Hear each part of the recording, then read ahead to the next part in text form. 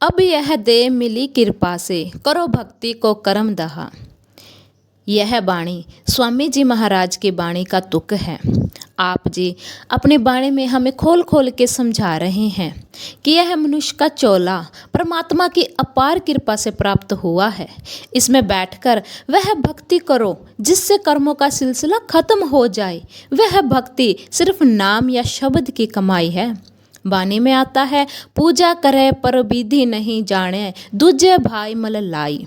हमें भक्ति करने के असली तरीके का पता नहीं चलता। गलत रास्ते पर पकड़कर और अधिक मैल और पापों को इकट्ठा कर लेते हैं।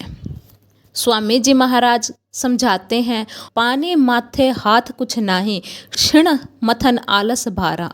जो मालिक की भक्ति का असली तरीका है यानी शब्द की कमाई है, उसे तो हम पकड़ने की कोशिश नहीं करते। हमेशा बारी रीति रिवाजों और कर्म कांड में ही उलझे रहते हैं।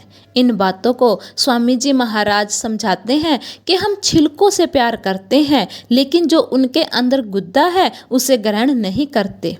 स्वामी जी महाराज समझाते हैं कि सारी उम्र अगर हम पानी बिलोते रहेंगे तो उसमें से कुछ नहीं निकलेगा, लेकिन अगर दूध को मथेंगे तो उसमें से मक्खन प्राप्त कर सकेंगे।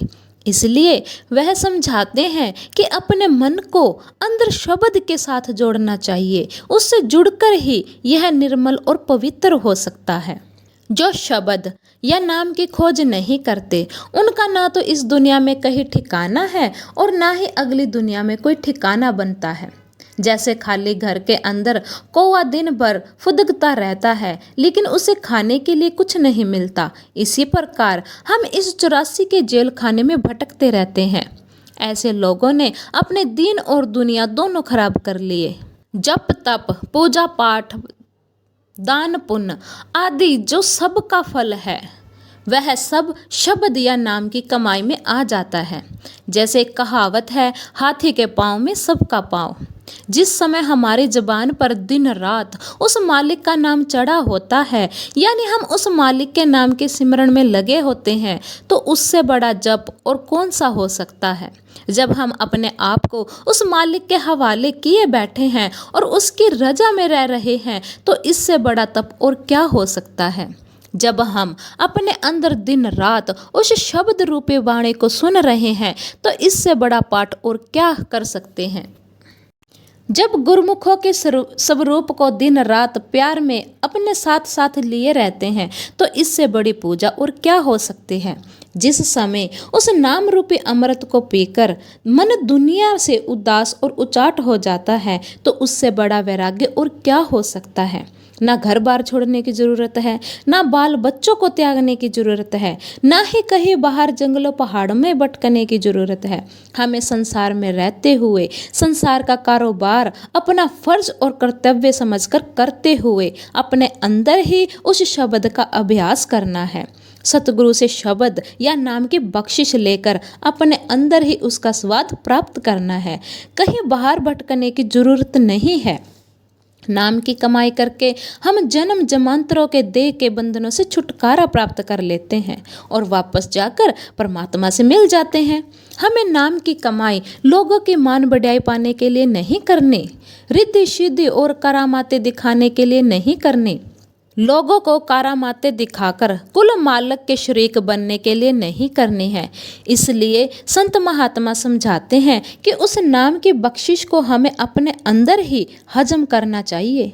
इस अनमोल पदार्थ को कौड़ियों की तरह बिखेरना नहीं चाहिए। जितना हम उस मालिक की बख्शिश को अपने अंदर हजम करेंगे, उतना ही वह हम पर और बख्शिश व मेहर करेगा।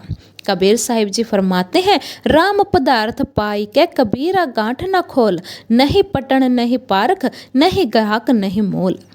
उस नाम रूपी दौलत को प्राप्त करके उसे अपने अंदर इतना दबा कर रखो कि उसकी खुशबू तक बाहर ना जाए, क्योंकि ना तो दुनिया में कोई उसका अधिकारी है, ना ही किसी को खोटे और खरे की पहचान है, और ना ही इसका कोई ग्राहक है, और ना ही कोई इसकी कीमत देने को तैयार है। लोग तो बेटे बेटियों के ग्राहक हैं, धन दौलत के अभिलाषी हैं। वे उस नाम रूपी दौलत की कीमत देने को तैयार नहीं। उसकी कीमत क्या देनी पड़ती है? अपने आप को ही मालिक के हवाले करना पड़ता है। जिस हालत में वह मालिक उसे रखे, उसी हालत में हमें रहते हुए नाम की कमाई करनी पड़ती है। कबीर साहिब फिर समझाते हैं, सभी रसायन हम करे, ना ही नाम सम कोय, रंचक घट में संचरे, सब तन कंचन होय। हमने दुनिया के सब रसायनों को देख लिया, मगर नाम के बराबर कोई रसायन नहीं है। उसकी एक रति भी अगर शरीर में रच जाए तो हमारा शरीर सोना हो जाता है, मतलब कि इस शरीर में आने का उद्देश्य पूरा हो जाता है। जिनको इस चीज़ की परख और कदर है वह उसे बहुत संभाल संभाल कर रखते हैं, और यह कदर भी संतों की संगत में जाकर ही आती है। अगर हमें कोई कीमती हीरा मिल जाता है तो हम उसे किस तरह संभाल संभाल कर रखते हैं, रुई में लपेट कर मजबूत पेटियों में रखते हैं, उसकी चाबी को हमेशा छाती से लगाए रखते हैं। यह दुनिया की एक मामूली सी चीज़ है जिसकी कीमत लगाई जा सकती है, लेकिन जिस नाम की कोई कीमत ही नहीं लगाई जा सकती, जिसे महात्मा अमूल्य और अमोलक कहते हैं, जिसे पाकर हम खुद मालिक ही बन जाते हैं, हमें उसकी कितनी संभाल करनी चाहिए, इसका अंदाज़ा आप खुद ही लगा सकते हैं। उस दौलत का ग्राहक साधारण तौर पर दुनिया में नहीं है। उस बहुमूल्य मोती को जानवरों के आगे मत डालो, वह उसकी कदर नहीं जानते। स्वामी जी महाराज फरमाते हैं, प्रीत प्रतीत गुरु की करना, नाम रसायन घट में जरना। जिस प्रकार रसायन हमारे शरीर के अंदर रच जाता है और शरीर की सब बीमारियां दूर कर देता है, इसी प्रकार हमें अपने अंदर नाम को रचाना है और हजम करना है। हमें नाम की कमाई हमेशा परमात्मा के ग्राहक बनकर करनी है, परमात्मा से मिलने के लिए करनी है।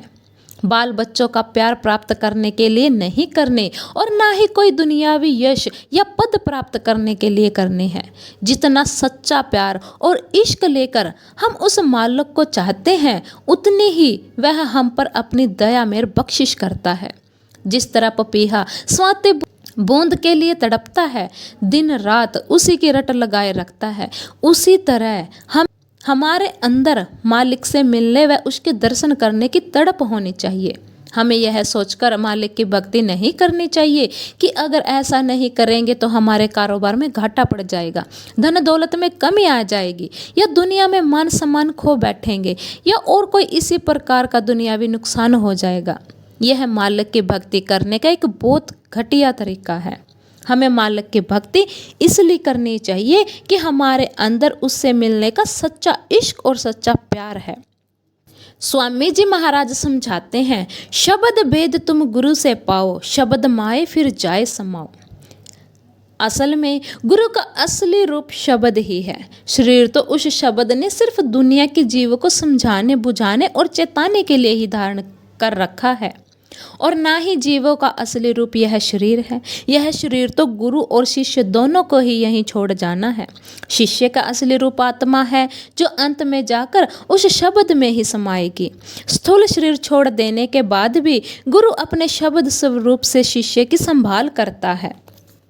कबीर साहिब जी समझाते हैं, नाम जपत कुष्टी भला, चुई चुई परे जो चाम, कंचन दे कही काम की, जा मुख नाही नाम। अगर कोई कोढ़ी भी है जिसके शरीर से पानी बह रहा है, लेकिन उसका ख्याल अंदर शब्द या नाम के साथ जुड़ा हुआ है, तो वह उस व्यक्ति से कहीं अच्छा है जो सोने जैसी काया और दुनिया के सब ऐशो आराम लेकर बैठा है, मगर परमात्मा को भूला बैठा है। जिस सच्चे नाम के महात्मा इतने महिमा करते हैं, वह नाम कहीं बाहर नहीं है, हमारे शरीर के अंदर ही है। जो उस नाम को शरीर के बाहर ढूंढने की कोशिश करते हैं, वे बेगारियों की तरह अपना कीमती समय बर्बाद करते हैं। बेगारी कौन है? जो सारा दिन मेहनत करता है, अपना खून पसीना एक कर देता है, लेकिन आखिर में उसके पल्ले कुछ भी नहीं पड़ता। अगर कोई चीज़ हमारे घर के अंदर है तो बाहर खोजने से वह कैसे मिल सकती है? अपने अंदर से ही नाम रूपी खजाने की खोज करनी है। सो हमें संत महात्माओं के उपदेश से फ़ायदा उठाकर नाम की कमाई करनी चाहिए, शब्द की कमाई करनी चाहिए। शब्द और नाम की कमाई करने से ही हम दे बंधनों के से छुटकारा पा सकते हैं और अपने असली घर सचखंड पहुंच सकते हैं। जी।